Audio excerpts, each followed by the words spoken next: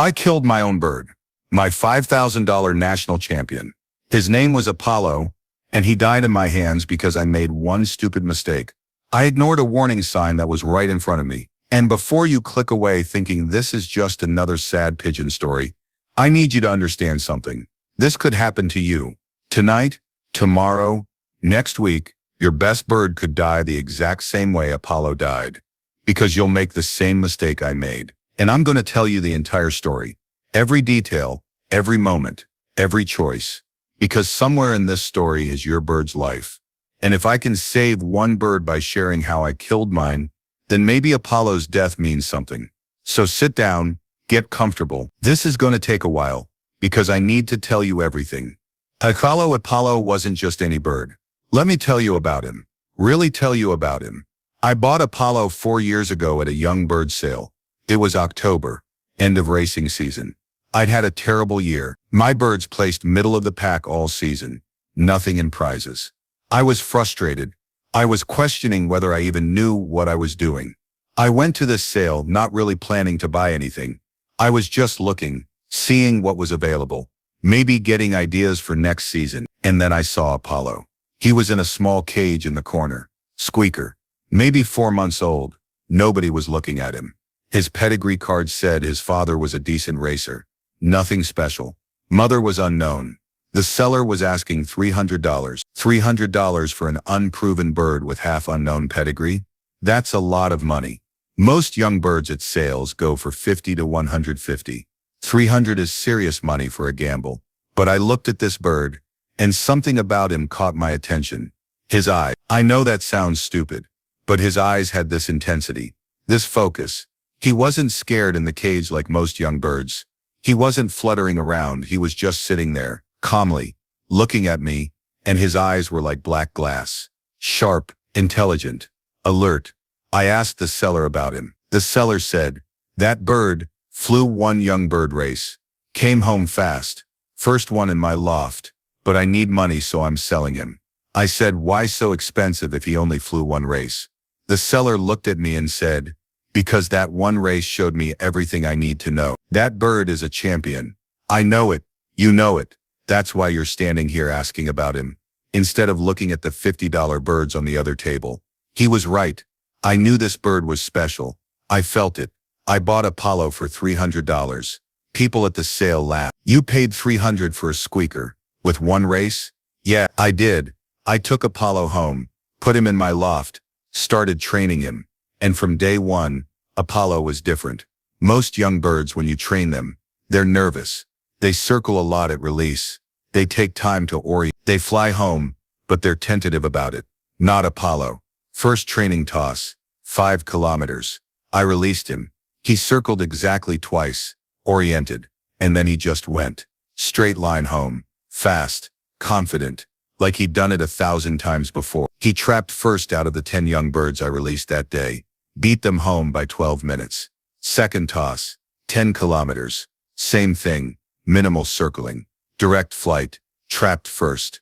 Beat the group by 18 minutes. By the time we got to 30-kilometer training tosses, Apollo wasn't competing with my other young birds anymore. He was competing with my old birds, my experienced racers, and he was beating them. I entered Apollo in his first official race, 100-kilometer young bird race. 98 birds competing. Apollo won, by 11 minutes. People couldn't believe it. A bird with $300 pedigree, unknown mother, beating birds with $500 and $1,000 pedigrees. But Apollo didn't care about pedigree. He just that first season, Apollo raced 12 times. He won 8 races, 8 free second places, 1 third place. He was young bird champion in my club, and people started noticing. Year 2, I raced Apollo in the old bird competition. Now he was competing against experienced birds, birds that had been racing for 3, 4, 5 years, champions from other lofts. Apollo dominated. 11 wins that season. National ace bird for our organization. People were coming to my loft asking to see him, wanting to know his breeding, offering me money for his offspring. One guy offered me $2,000 for Apollo. Straight up, I said no. Apollo wasn't for sale. Year 3, Apollo just kept winning. 4 national level wins that year. Races with 300, 500, 800 birds competing. and Apollo placing first or top 3 consistently. People were now offering me $5,000 to buy Apollo. I said absolutely not. This bird was more than money to me. Apollo was my partner. Every Saturday morning when I'd basket birds for races, Apollo would step into the basket calmly, looking at me like, "Don't worry, I got this." And he always did. He always came home. He always placed. He was consistent. He was reliable. He was everything you want in a racing pigeon. And more than that, I loved this bird. I know that sounds crazy to people who don't race pigeons, but if you race, you understand. You develop relationships with your birds, especially the champions. Apollo trusted me. When I'd catch him, he wouldn't struggle. He'd sit in my hands calmly. When I'd examine him, he'd let me. When I'd release him for training, he'd look at me first before flying off, like he was saying, "See you soon." We had 4 years together, 4 incredible years. Apollo made me believe I actually knew what I was doing. As a fancier, he validated all the time and money I'd invested in this sport. He made me proud, and then I killed him. Wednesday, the first tiny sign. Let me back up to Wednesday, 2 days before Apollo died, because looking back now, that's when the infection probably started. Wednesday evening, I came home from work. Normal routine. I went to the loft to feed the birds. I always watch them eat. It's habit now. I can learn a lot about my birds by watching how they eat. I scattered feed in the feeding area. All the birds rushed over, including Apollo. He pushed his way to the front like always, started eating, filled his crop. But when I went to clean the loft floor like I do every evening, I noticed Apollo's droppings from earlier in the day. They were slightly green, not bright green like infection green, just slightly green, olive green. I looked at them. I thought, that's a little green. And then I swept them up and forgot about it. Because green droppings can mean a lot of things. Right? Sometimes birds eat a lot of peas, and the droppings are greener. Sometimes they're just processing feed differently that day. It's not always a problem. So I didn't think much of it. That night Apollo roosted normally, high perch, one leg tucked, head in his wing, normal sleeping position. I locked up the loft and went to bed. Thursday, the warning I ignored. Thursday I woke up early, fed the birds before work. Apollo ate, not as aggressively as usual, but he ate, filled his crop about halfway, then moved away and perched. I noticed he ate less than normal, but I thought maybe he's just not super hungry this morning. I went to work. Thursday afternoon I came home around 5. I let the birds out for loft flying. They all flew. Apollo flew too, but he was last to launch. Usually he's first or second out. Thursday he was last. I noticed that. I remember thinking, that's weird. Apollo is usually first out.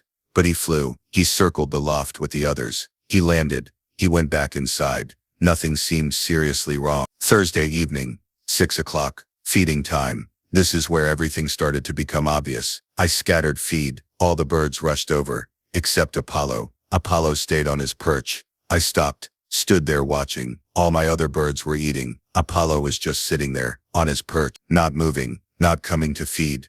This was very unusual. Apollo always ate first. He was the dominant bird, the alpha. Food appeared and Apollo was first in line, every single day for 4 years.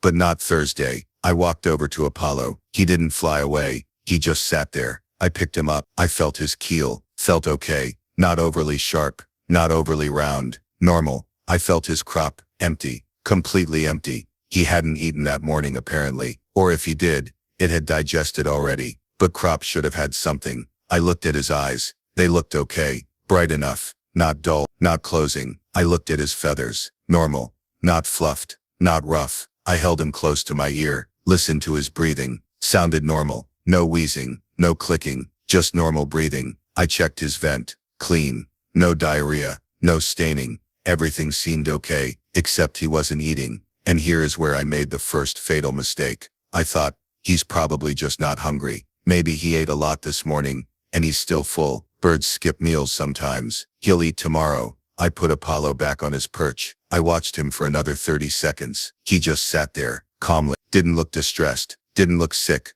Just not hungry apparently. I finished feeding all the other birds, gave them water, cleaned the loft, locked up, went inside, and I didn't think about it again that night. I should have separated Apollo right there. I should have put him in a hospital cage. Warmth, close observation. I should have called my vet and said, my champion bird stopped eating. What should I do? But I didn't. I told myself it was probably nothing. He'll be fine tomorrow. We had 4 years together, 4 incredible years.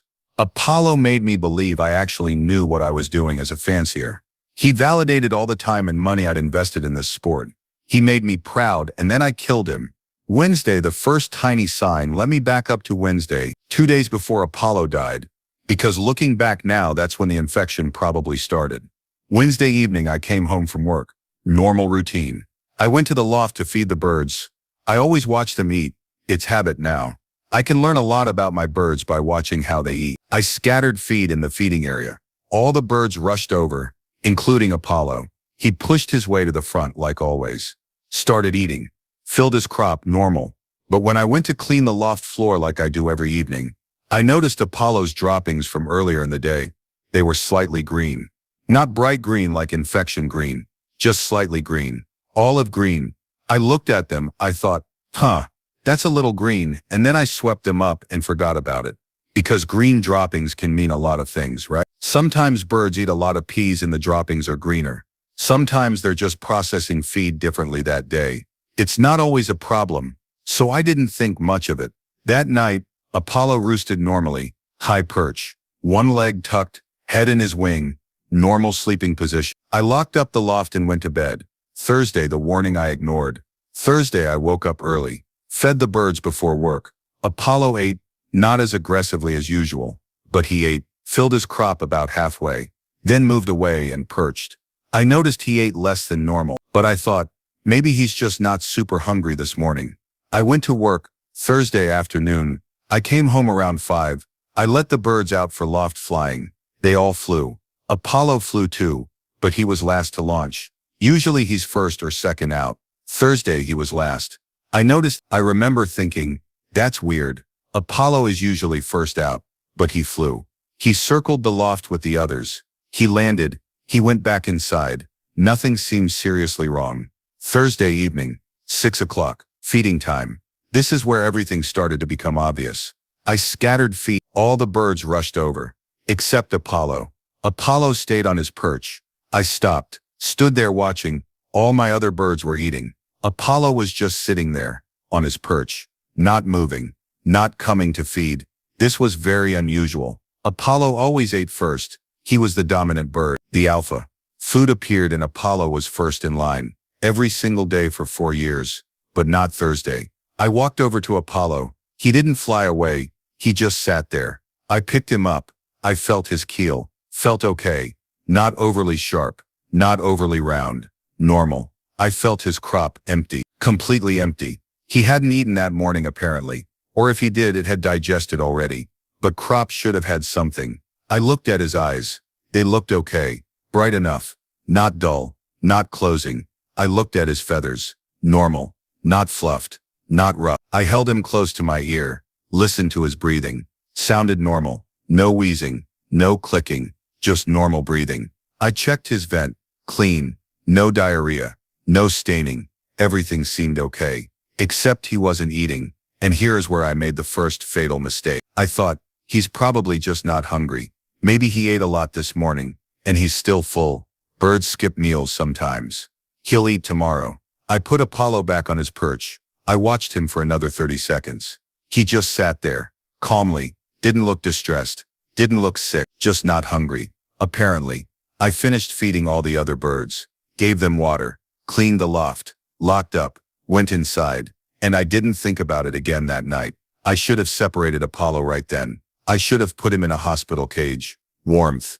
Close observation. I should have called my vet and said, my champion bird stopped eating. What should I do? But I didn't. I told myself it was probably nothing. He'll be fine tomorrow. Thursday night, what I didn't see, what I didn't know, what I couldn't see, was that inside Apollo's body, a bacterial infection was spreading. It had probably started Wednesday. Some bacteria, probably E. coli or Salmonella, had entered his digestive system, maybe from contaminated water, maybe from contaminated feed, maybe from another bird, doesn't matter. The bacteria started multiplying in Apollo's intestines. His immune system started fighting it, but the bacteria were winning. By Thursday morning, the infection was causing inflammation in his intestine. That's why his droppings were green. That's why he ate less. His gut was hurting. Food didn't appeal to him. By Thursday evening, The infection had spread enough that Apollo felt nauseous. That's why he didn't eat at all. He physically couldn't. His body was rejecting food. But outwardly, Apollo still looked mostly normal. Because birds hide illness. It's survival instinct. In the wild, if a bird shows weakness, it gets killed by predators or attacked by the flock. So birds hide symptoms as long as they can. Apollo was hiding, and I didn't look deep enough to see through the hiding. Friday morning, my last chance. Friday morning, I woke up, 5:30. I had to be at work by 7 for an early meeting. Important meeting with a client. I'd been preparing for it all week. I went to the loft to feed the birds before leaving. Quick morning feeding. Then I'd rush home and leave for work. I scattered feed. All the birds came to eat. Apollo didn't. Apollo was on the same perch he'd been on last night. He hadn't moved. He was sitting there. Same position. My heart sank. I thought, oh no, he still hasn't eaten. 2 meals in a row now. This isn't nothing. I walked over to Apollo, picked him up. He felt lighter. Definitely lighter than 2 days ago. Not dramatically lighter, but lighter. Maybe 30 or 40 grams lighter. Hard to tell without weighing him on a scale. I felt his crop again. Empty. Completely empty. Nothing in there. He hadn't eaten anything since Wednesday afternoon. Almost 40 hours without food. I felt his keel. Sharper now. The muscle was starting to waste slightly from not eating. Not extreme yet, but noticeable. If you knew what you were feeling for. I listened to his breathing. Still normal. No respiratory sounds. I looked at his eyes. They looked tired. A little dull. Not bright and sharp like usual. I looked at his droppings under his perch. Very small. Dark green. Minimal volume. This is what droppings look like when a bird isn't eating. Bile droppings. No solid waste because no food is going in. Every single sign said, this bird is sick. Act now. And I knew it. I knew Apollo was sick. But then I looked at my watch. 5:45. I had to shower, get dressed, eat breakfast, leave by 6:30 to get to work on time. And I made a choice. I thought, I'll deal with this tonight. When I get home, I'll separate Apollo. I'll call the vet. I'll handle it. But I can't do it right now. I have to get to work. I put Apollo back on his perch. I fed the other birds, gave them water, and I left. I left Apollo sitting there, sick, getting worse by the hour, and I went to work. I went to my meeting. I presented to my client. I answered questions about spreadsheets, and timelines, and deliverables. I had lunch. I checked my emails. Normal Friday at work, while Apollo was dying. Friday afternoon. The guilt starts. Around 2 in the afternoon at work, I started thinking about Apollo. I hadn't thought about him all morning. I'd been focused on work. But during a quiet moment, Apollo popped into my head. I thought, I should call my vet. I should at least ask for advice. I pulled out my phone, found my vet's number in my contacts, hovered my thumb over the call button, and then I thought, what am I going to say? My bird didn't eat 2 meals? The vet is going to say, bring him in, and I can't leave work early to bring him in right now. I'll just call when I get home. I put my phone back in my pocket. I tried to focus on work again, but Apollo kept coming back into my mind. I told myself, he's probably okay. He's strong. He's a champion. He can handle missing a couple meals. I'll take care of him tonight.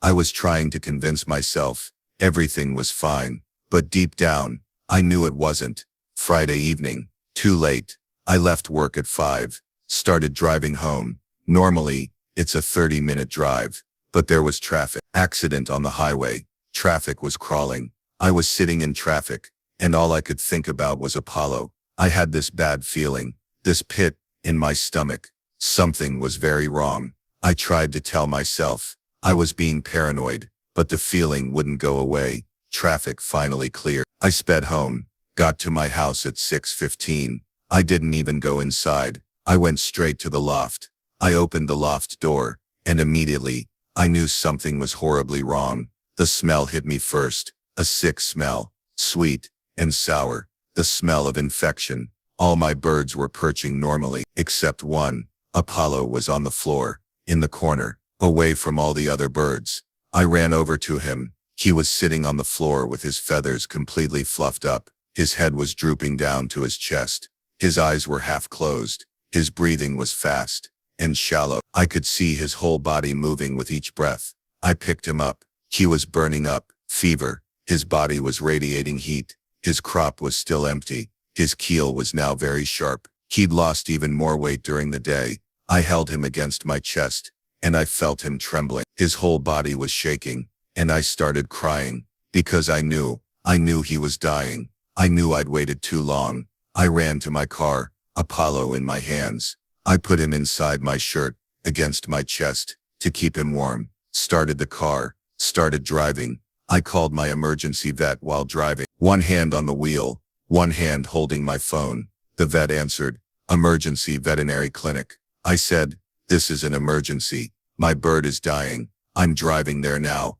I'll be there in 15 minutes. National champion bird. Please have someone ready." The vet said, "Drive safely. We'll be ready." I was driving, as fast as I dared, doing 70, 80 miles per hour, running yellow lights. I didn't care. All I cared about was getting Apollo to the vet. I kept talking to Apollo. "Hold on, buddy. We're almost there. Stay with me. Please stay with me." I felt him against my chest. His breathing was getting weaker. The trembling was getting worse. And then it stopped. His breathing just stopped. I felt his body go limp against my chest. I screamed, "No, Apollo, no." I pulled over, pulled him out from my shirt, held him in my hands. His eyes were closed. He wasn't breathing. His head was hanging down. I tried to feel for a heartbeat, put my finger against his chest. Nothing. Or if there was something, it was too faint to feel. I tried rescue breathing, gentle puffs of air,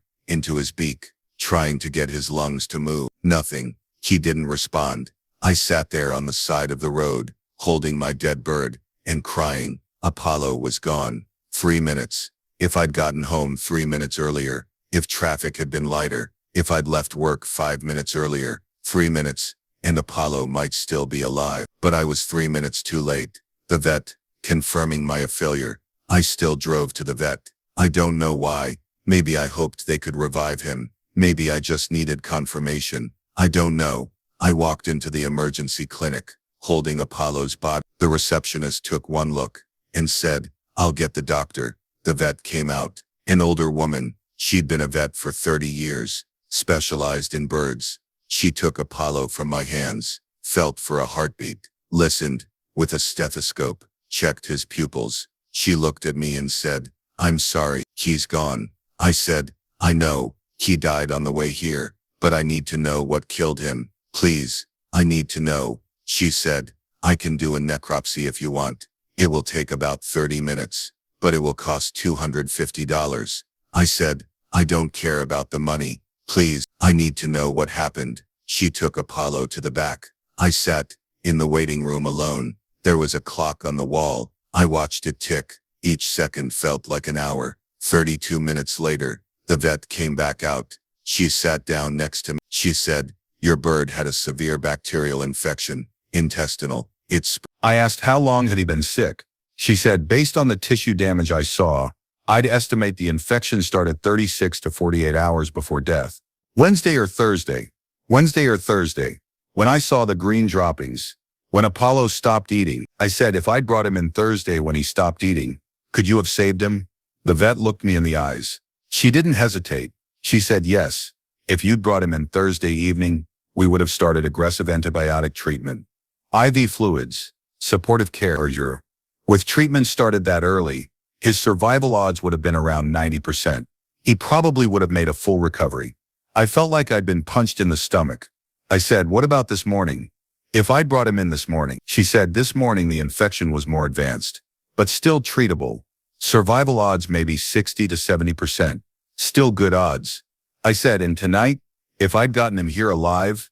She paused, then said, "Tonight, the infection had spread too much. Even with treatment, maybe 10 to 20% survival. And if he had survived, he probably would have had permanent organ damage. He wouldn't have been able to race again." I asked, "So Thursday was when I should have acted?" She said, "Yes. When a bird stops eating, that's a red flag, especially a bird like this, that you say always ate well. When eating behavior changes suddenly, that's your warning sign. That's when you act." I started crying again. I said, I knew Thursday something was wrong. I just thought it could wait. I thought it wasn't urgent." The vet put her hand on my shoulder. She said, "I see this a lot. People wait. They think it will get better on its own. They think they'll deal with it tomorrow. And sometimes by tomorrow it's too late. She continued.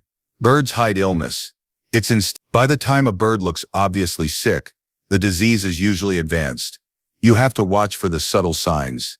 Changes in eating, changes in behavior, changes in droppings. Those subtle changes are the early warnings. That's when you have to act. I said I saw all those signs. Green droppings Wednesday. Not eating Thursday. I saw them, I just didn't act. She said, and that's what I want you to understand. You didn't fail to observe. You observed correctly. You saw the signs. Where you failed was in acting on what you saw. You saw the warning signs, but you didn't treat them as urgent. You thought you had time, and with bacterial infections you don't have time. They progress fast. I asked her, what should I have done? She said, Thursday evening when your bird didn't eat, you should have separated him immediately. Put him in a warm, quiet place. Called me. Even if it was after hours, you could have left a message. I would have called you back within an hour. I would have told you to bring him in first thing Friday morning. We would have started treatment Friday morning, and your bird would probably be alive. I asked, is there anything I could have done at home? She said, at home. Without veterinary care, you could have provided supportive treatment. Warmth is critical. Sick birds lose body heat fast. You need to keep them warm. 80 to 85 degrees Fahrenheit. You could have offered electrolyte water. That helps maintain hydration. You could have offered easy to digest food in case he was willing to eat, and you should have monitored him closely. If he got worse overnight, you'd bring him in as an emergency. If he stabilized, you'd bring him in first thing in the morning. She continued.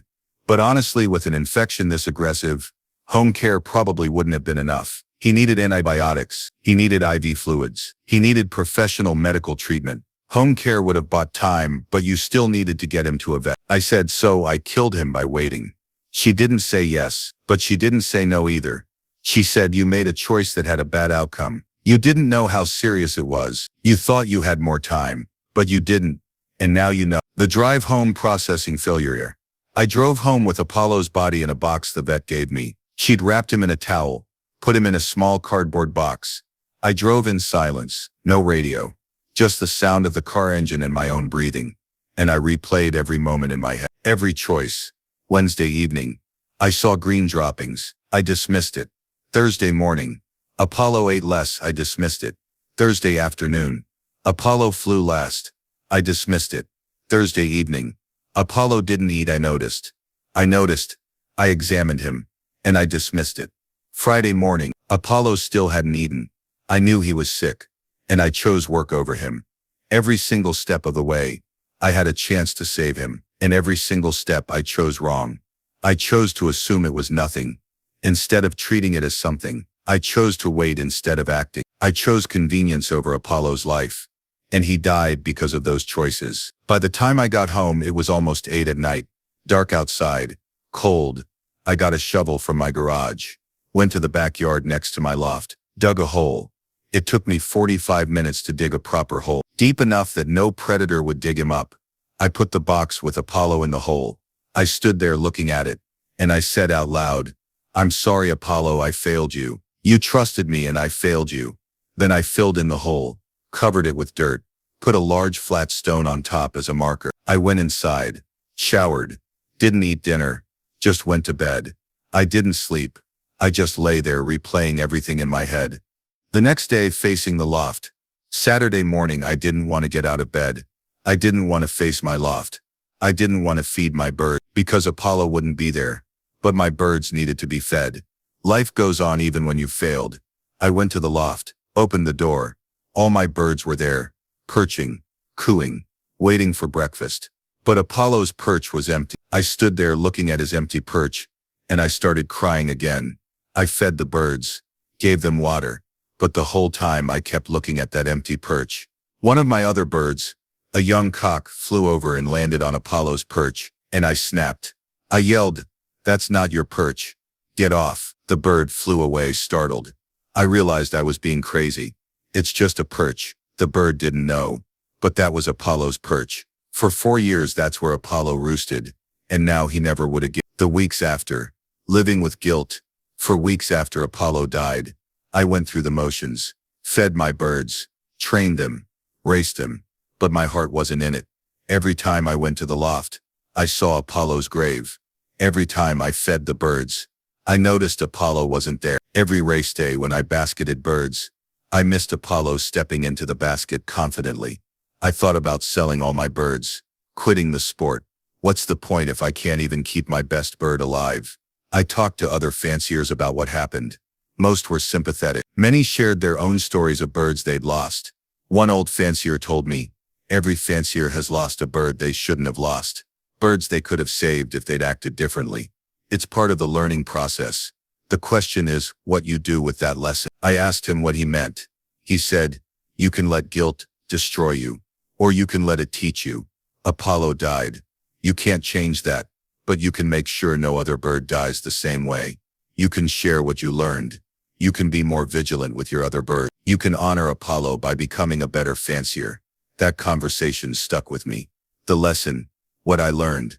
It's been 4 months since Apollo died, and I've thought a lot about what happened, what I learned, what I'd do differently. Here's what I know now. Lesson 1. When a bird stops eating, it's an emergency. Not wait and see. Not maybe it's nothing. Not I'll check tomorrow. Emergency. Immediate action required. Because eating is the most fundamental bird behavior. A healthy bird eats. When a bird stops eating, something is seriously wrong. Maybe it's something simple and fixable. Maybe it's something serious. You don't know until you investigate, but you have to investigate immediately. Lesson 2. Birds hide illness until they can't hide it anymore. By the time a bird looks obviously sick, the disease is usually advanced. You can't wait for obvious symptoms. You have to watch for subtle changes. Changes in eating, changes in drinking, changes in droppings, changes in behavior, changes in flying, changes in sleeping. Small changes are early warnings. Pay attention to them. Lesson 3. When in doubt, separate and examine. If you notice anything unusual about a bird, separate it immediately. Put it in a hospital cage or box. Warm environment. Quiet. Close observation. Then examine it thoroughly. Weigh keel, crop contents, droppings, breathing, eyes, feathers, temperature if possible. Document what you find. If anything is abnormal, call your vet. Maybe it's nothing, and you'll feel silly. That's okay. Better to feel silly than to bury your bird. Lesson 4. Don't let convenience override care. I chose to go to work instead of caring for Apollo. I told myself I'd deal with it later. That was choosing my convenience over his life. Don't make that choice. If your bird is sick, that takes priority. Call in sick to work if you have to. Cancel your plans. Your bird's life is more important than a meeting or an appointment. Lesson 5. Have an avian vet before you need one. I had a vet, but I didn't call her Thursday. I waited until Friday when it was too late. Know your vet's number. Know their hours. Know their emergency protocol. And don't hesitate to call them. Vets would rather you call about something minor than not call about something major. Lesson 6. Trust your instincts. Thursday evening I knew something was wrong with Apollo. I felt it, but I talked myself out of it. I told myself I was overreacting. Don't do that.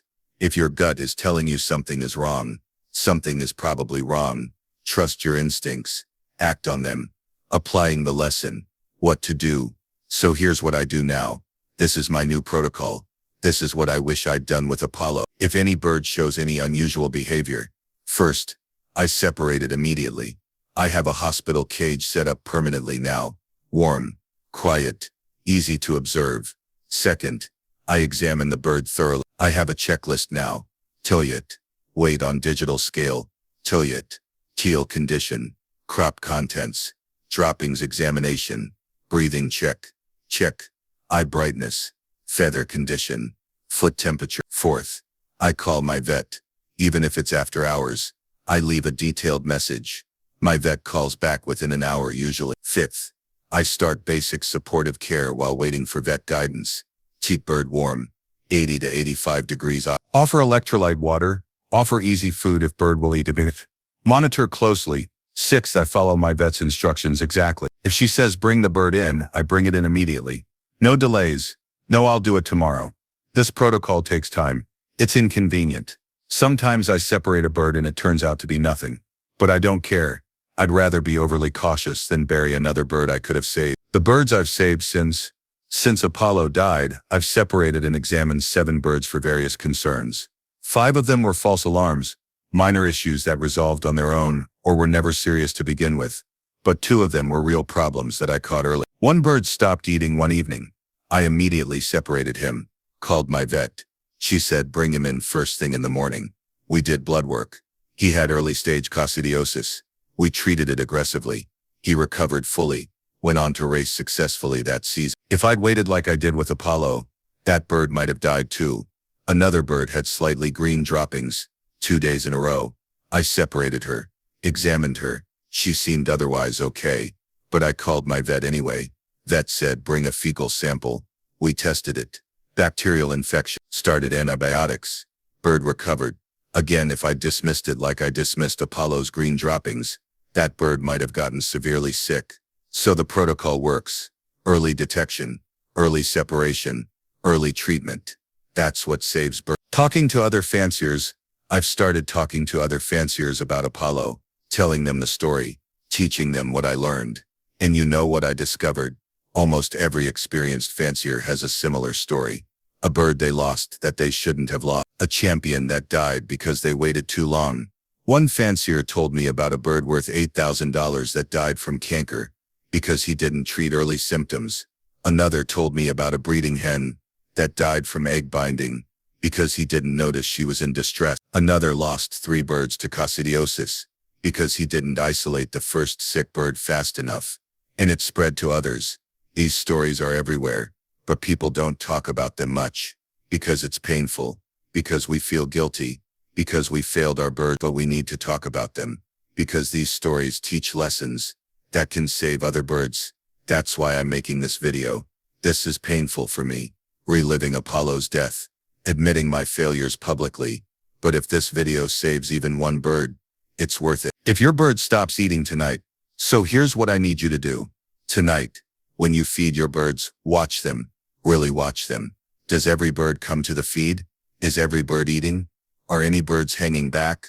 Are any birds eating less than usual? If you notice anything unusual, don't dismiss it. Don't tell yourself, probably nothing. Act. Separate the bird. Examine it. Call your vet if needed. Don't wait until tomorrow. Don't wait until you have time. Do it now, because tomorrow might be too late. Thursday evening, I had Apollo in my hands. He was still alive, still savable, and I put him back on his perch and walked away. Friday evening, I had Apollo in my hands, and he died. 24 hours made the difference between life and death. Don't let 24 hours kill your bird. The grave. I visit Apollo's grave every day. It's right next to my loft. I see it every time I go to feed my birds. Some people would find that depressing, a constant reminder of failure. But I need that reminder. I need to remember that birds depend on us completely. They can't tell us when they're sick. They can't drive themselves to the vet. They can't save themselves. They need us to pay attention, to recognize warning signs, to act quickly. And if we fail to do those things, they die. Apollo's grave reminds me of that every single day. The question I ask myself. There's a question I ask myself. Every time I examine a bird now, every time I notice something unusual, the question is, if I don't act now, and this bird dies tomorrow, will I regret it? If the answer is yes, I act immediately. I don't wait. I don't hesitate. I don't talk myself out of it, because I already lived through the regret once with Apollo. I'm not doing it again. Apollo's legacy. Apollo was a champion. 23 race wins. National ace bird. Worth $5,000. But that's not his legacy. Apollo's legacy is this lesson. This hard, painful lesson that I'm sharing with you. The lesson that early action saves lives. The lesson that warning signs matter. The lesson that we have to be vigilant and proactive. If this video makes you more careful with your birds, Apollo's death means something. If this video causes you to act on warning signs, instead of dismissing them, Apollo's death wasn't pointless. If this video saves even one bird, Apollo saved that bird. That's his legacy now. My promise to Apollo. At Apollo's grave I made a promise. I said, I will never let another bird die the way you died. I will pay attention. I will act quickly. I will be the fancier you deserve to have. I'm keeping that promise. And I'm asking you to make the same promise to your birds. Promise that you'll watch for warning signs. Promise that you'll take those signs seriously. Promise that you'll act immediately when something is wrong. Your birds are counting on you. They're trusting you to keep them safe and healthy. Don't fail them like I failed Apollo. Final words. Apollo died on a Friday evening in my car. 4 years old, in his prime, with years of racing and breeding ahead of him. He died because I ignored warning signs, because I waited, because I told myself it could wait until tomorrow, and tomorrow was too late. I can't bring Apollo back. I can't undo my mistakes. I can't get a second chance. But you can. If you have a bird showing warning signs right now, you still have time. You still have a chance. Don't waste it. Don't make my mistake. Don't bury your champion next week because you didn't act today. Watch your birds. Know what's normal for them. Notice when something changes, and when something changes, act immediately. That's what I learned from losing Apollo. That's what I'm begging you to do. Save your birds. Don't lose them like I lost mine. Or AP Apollo, 2020 to 2024, 23, time race winner, national ace bird, champion, friend. I'm sorry I failed you. I miss you every day. And I promise your death wasn't meaningless, because every bird saved by this video is saved because of you. Thank you for teaching me this lesson. I just wish I'd learned it before I lost you. Goodbye, buddy.